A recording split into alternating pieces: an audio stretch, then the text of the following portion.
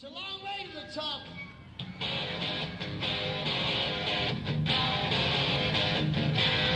If you want to rock and roll,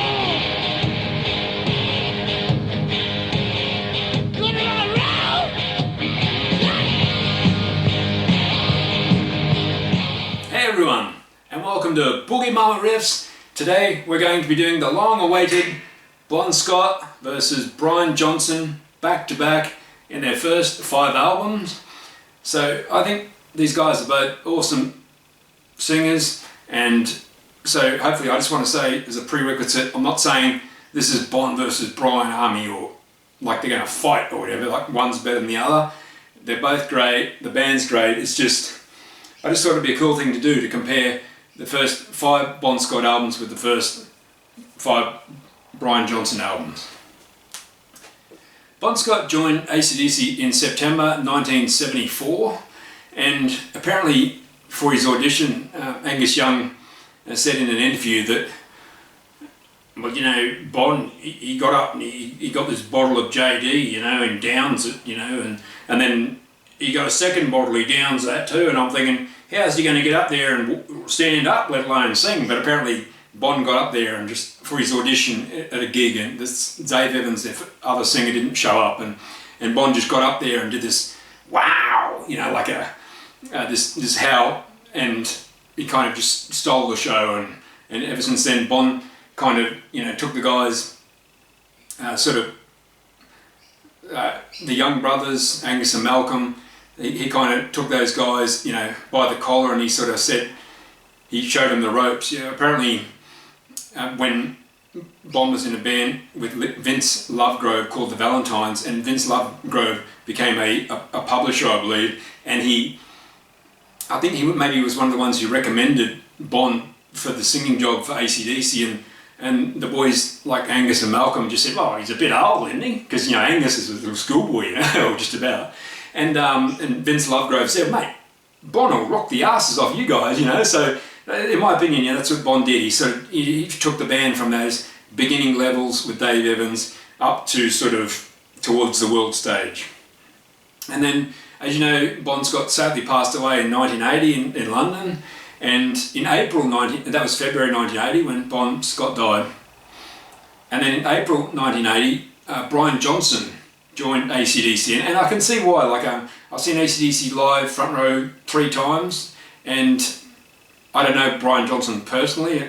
Who does? Maybe some people on here, but yeah, I can just see why they hired Jono. He's a good singer. He's sort of got that bit of a,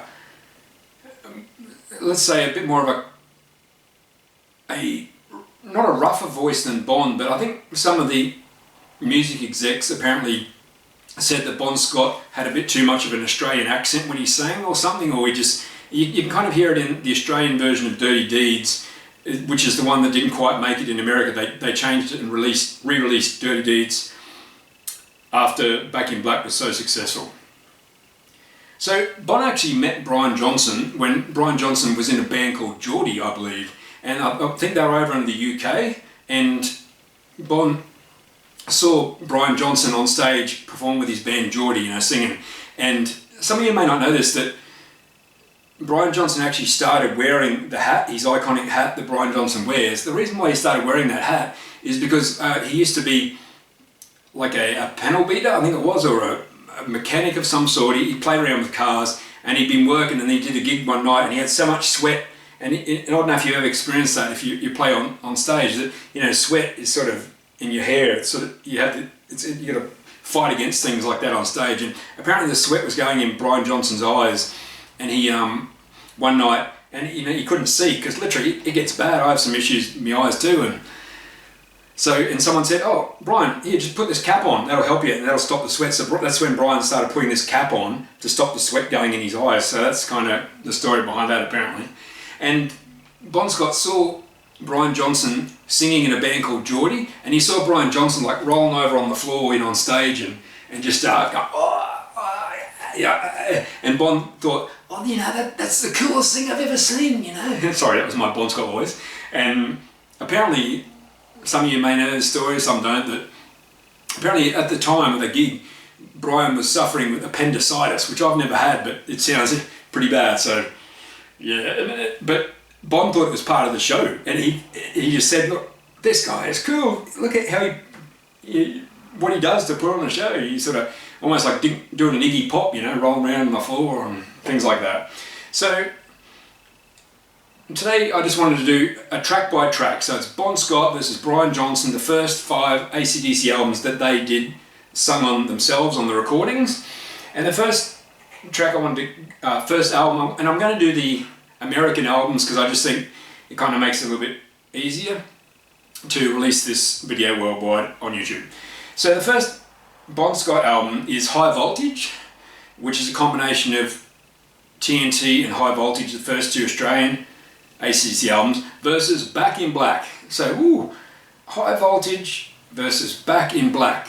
Now this is just my opinions too, I'm just going to do it track by track. I'm thinking, I know everyone loves Back in Black, I love it too, but I'm going to give it to High Voltage.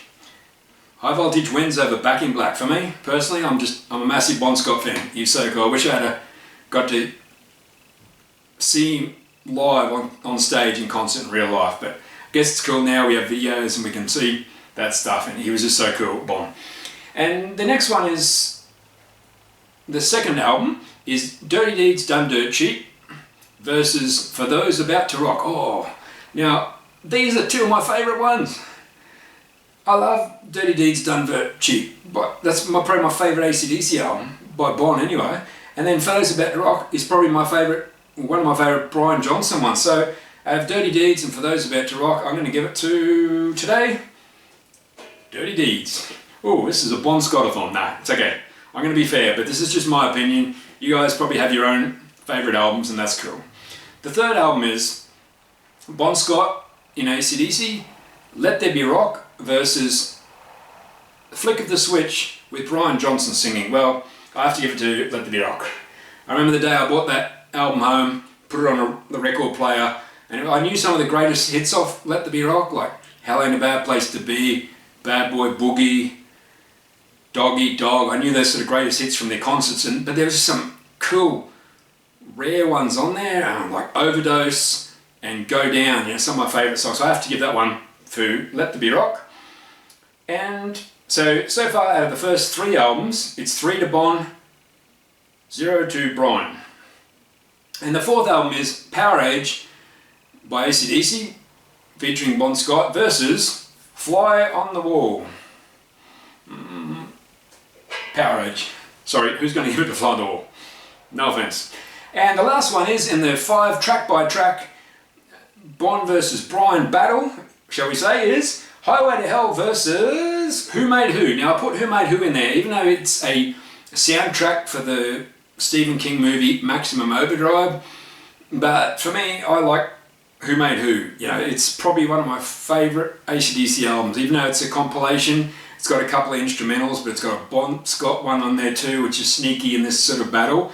So, but for me personally, if I was going to choose Highway to Hell or Who Made Who as my favourite album, I can't go past Highway to Hell. Like, that song with Robert Mutt Lange producing it just really brought AC/DC, onto the world stage. Even though Who Made Who, I've done a previous video, you can look it up, on the Vander and Young influence with albums like Power Age.